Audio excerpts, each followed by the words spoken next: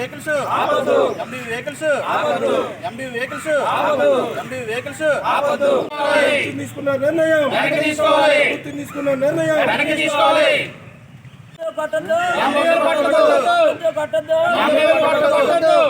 వ్యవస్థ కొనసాగించాలి.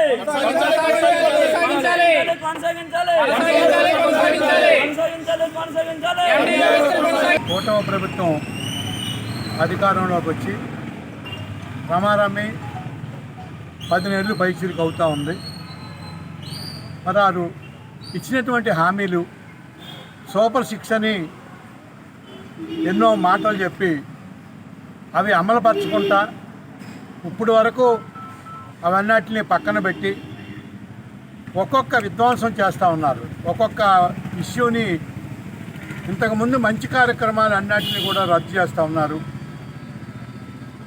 మొదట ఎంతో చక్కగా గ్రామ స్వరాజ్యం కోసం స్థాపించినటువంటి సచివాలయాలు, అలాగే వెల్నెస్ సెంటర్స్, రైతు భరోసా కేంద్రాలు పూర్తిగా నిర్ణయం చేసినటువంటి పరిస్థితి. వీళ్ళకి కొంచెం ఉద్యోగం ఏమిటంటే ఎవరో ఒక ముద్దాయిని తీసుకొని ఆ ముద్దాయిని అప్రూవల్గా మార్చి ఎన్నో వీళ్ళ పేర్లు ఆడి పేర్లు చెప్పి వాళ్ళందరినీ అరెస్ట్ చేయడం తప్ప ఇంకొక పని కనిపించడం లేదు. ఈవేళ చూడండి, దగ్గర 9,000 పైచీలకు ఇంటింటికి ఈ పౌర సరఫరా చేయడానికి ఈ యొక్క కొత్త స్కీముని పెట్టి దగ్గర 6 లక్షల పైసలకు ఒక్కొక్క వెహికల్కి ఖర్చు పెట్టి చేసినటువంటి వ్యవస్థ. ఆల్రెడీ అగ్రిమెంటు 2027 వరకు ఉన్నటువంటి వ్యవస్థని ఇవాళ చేయడం జరిగింది. వాళ్ళు ఎంతమంది దాని మీద ఆధారపడి ఉన్నటువంటి 9,000 కుటుంబాలు ఇవాళ నిరాశలు అయ్యేటువంటి పరిస్థితి కనిపిస్తుంది. దగ్గర వాళ్ళకి హానరోరియంగా 21,000 ఇచ్చినప్పుడు అందులో 3,000 కట్ చేసుకొని దానికి ఒక 5,000 కలిపి మొత్తం 8,000 ఈ బ్యాంక్కి డబ్బు కట్టినటువంటి పరిస్థితి. 27 వరకు అగ్రిమెంట్ ఉండగా కూడా దీన్ని రద్దు చేసినటువంటి పరిస్థితి. దీని మీద వైఎస్ఆర్ కాంగ్రెస్ పార్టీ న్యాయ పోరాటానికి వాళ్ళ తరపున మేము న్యాయ పోరాటం చేసి న్యాయస్థానంలో విజయం సాధించడానికి మేము సందిగ్ధమయ్యారని కూడా మా పెద్దలు అందరూ చెప్పడం జరిగింది.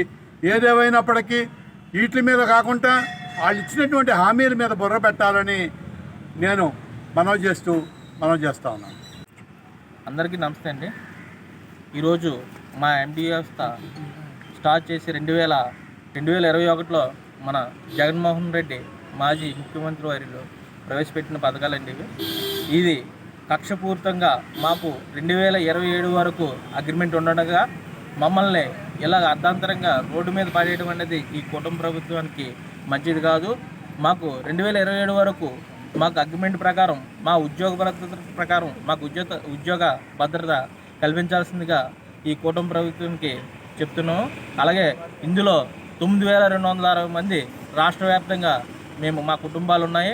అలాగే మాకు సంబంధించి హెల్పర్స్గా ఇంకో 9,260 మంది హెల్పర్స్ ఉన్నారు. మొత్తం కలిపి అమలులతో 20,000 కుటుంబాలు రోడ్డును పడుతున్నాయి. దయచేసి ఈ యొక్క కూటమి ప్రభుత్వం ఏదైతే ఈ రేషన్ వెహికల్ రద్దు అన్న పదాన్ని దయచేసి పునరావృతం వెనక్కి తీసుకోవాల్సిందిగా కోరుచున్నాము. ప్రతి ఒక్కరు కూడా ఈ యొక్క దీనికోసం ప్రతి ఒక్కరు కూడా మా ఎండి వ్యవస్థలో రోడ్డును పడి ఎంతోమంది దీని మీద చాలా జీవనోపాధి కోల్పోయారు.